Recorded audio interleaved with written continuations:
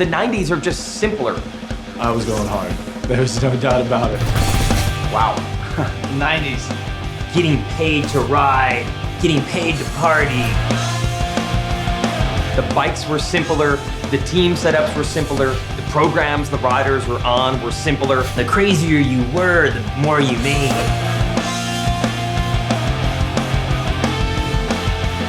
I was able to experience a lot of stuff.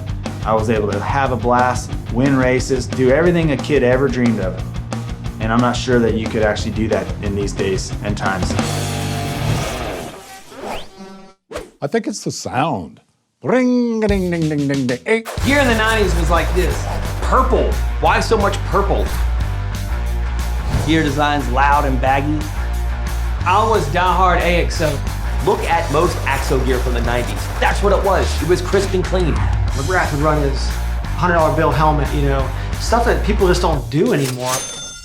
We're gonna have zebra stripes, we're gonna have barbed wire, we're gonna have polka dots, we're gonna have comic book looking designs.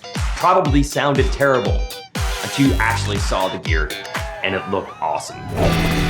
If you lived in Georgia in the 90s and you didn't have a No Fear t-shirt with a saying in the back, like you were one of those guys, like people didn't even like take you serious, you know what I mean? I mean, I think everybody had a No Fear t-shirt at one time or a sticker on the back window. You know, I think it's like the bad boy club, essentially.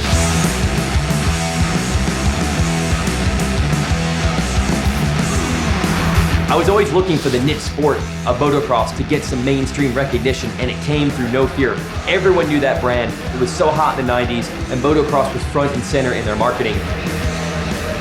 Dude, their t-shirts are awesome. They're super popular. They probably have $1 trillion. It's No Fear. They're huge.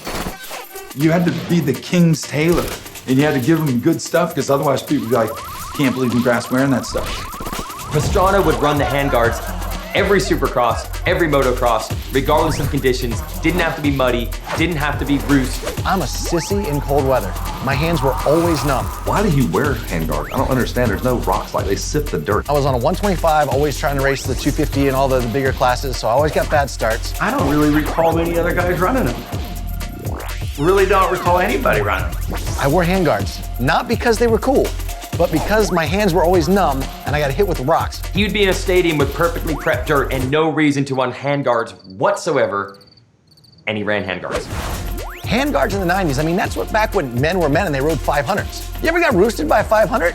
But you know what? He ate shit all the time, so he needed every bit of protection he could get. I'm guessing that's why I had him. He should have taken the handguard, like just a whole plastic shield, and he might actually still be racing supercross and motocross with us. Handguards, that's the way to go. I think the smell of the 90s was definitely smoke and two-stroke and smoke. It just was, right? Like.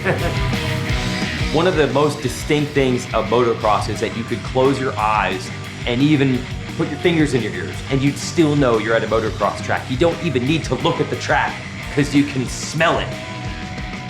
36-1? I remember going to motocross races as a kid with my mom and she's like, oh, I hate that smell. Tom Ford should make a perfume that smells like that race gas. And that's when I knew motocross smelled awesome, because Mom didn't like it. Doesn't get any better.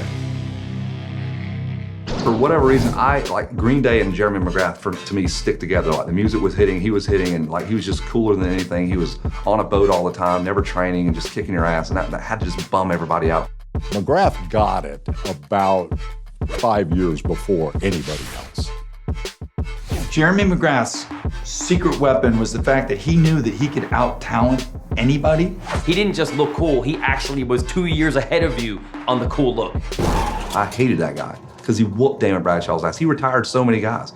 He retired everybody. If you raced him, you got retired by Jeremy McGrath. Jeremy McGrath, I think, is one of the few motocross riders who really could set trends. So he'd be like, hey, Emig, let's go have a beer. Let's go hang out at the lake. Hey, Jimmy Button, let's go to the river. I think anyone who's successful in this sport now owes Jeremy a debt of gratitude. He made this sport so much bigger. He made it that much better for everyone after him. And it worked because as long as those guys weren't in the gym, Jeremy had them covered. At the end of the day, I don't think you would see that anymore. Like, you don't see that nowadays. MC almost quit racing because he couldn't do what the hell he wanted to do. So I don't think he would have made it. Can you imagine Jeff Emig and McGrath and Denny Stevenson and those guys having to explain themselves every damn Saturday night after a race? Every Saturday night. Because they were gonna do something and it was gonna get filmed. They were like Guns N' Roses. 90s, party, paging Mr. Emig. In the 90s, the guys got to have a lot more fun because you could go in the beer tent and not worry about ending up on Vital MX. After parties? I enjoyed some of those, I must say. It was just fun, you know? We just had a good time, and the smartphone wasn't around. Fun, definitely fun. I was not afraid to have fun. I mean, I was very good at separating the work from the play. There's so much stuff that I'm glad I don't remember from Havasu. You would see photos on a boat at Havasu. It's like the top 5. And you're like, oh, okay, that's how it was. We would race the race Sunday and haul butt to the airport and fly out all the way to Phoenix. The guys were partying, they just weren't talking about it, okay? I would have my friends meet me there on Sunday night. They would with my boat, and then we would rage like Monday, because Monday was still a holiday. You know, I didn't have a trainer there telling me not to eat French fries or drink some beers or whatever. I did say I liked those after parties, right? All them kids are like so focused on just riding. That's all we used to do is ride. Unfortunately, Ricky ruined the 90s. Ricky's back in the hotel room on a spin bike like that night. You know what I mean?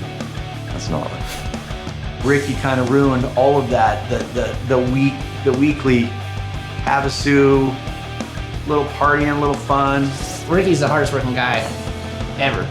He really changed the sport. He made everybody start training harder. That all kind of went out the window. It was game time. Everybody had to get serious and start training. The whole 90s thing, and it's been said 1,000 times, it's just fun. It's just such a different time. We were doing all the things that you would ever hope to do as a little kid. It was a dream come true. The hell with the 90s. I'm old.